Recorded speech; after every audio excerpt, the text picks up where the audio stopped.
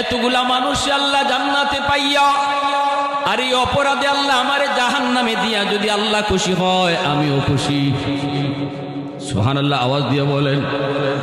এতগুলা মানুষকে আল্লাহ পাক জান্নাতে পাইয়া আর আমি একা মঈনুদ্দিন রে জাহান্নামে দিয়া যদি আল্লাহ খুশি থাকে আমি খুশি।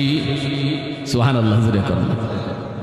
এই কথাটা বলতেই উসমান হারুনি লাভ দিয়া মঈনুদ্দিন চিশতিকে বুকে জড়ায় কান্না শুরু করে দিছি। আয় বাবা বুকে আয়, আয় বুকে আয়। আল্লাহ এই কথাটাই কইছে, কু আনফুসাকুম ওয়া আহলিকুম নারা। নিজে শুধু বাঁচার চিন্তা কইরো না, এলাকার মানুষকে লইয়া বাঁচো, সমাজকে লইয়া বাঁচো, ঘরের মানুষগুলাকে লইয়া বাঁচো। নিজে খালি নামাজি হইও না, সন্তানটারে নামাজি বানাও।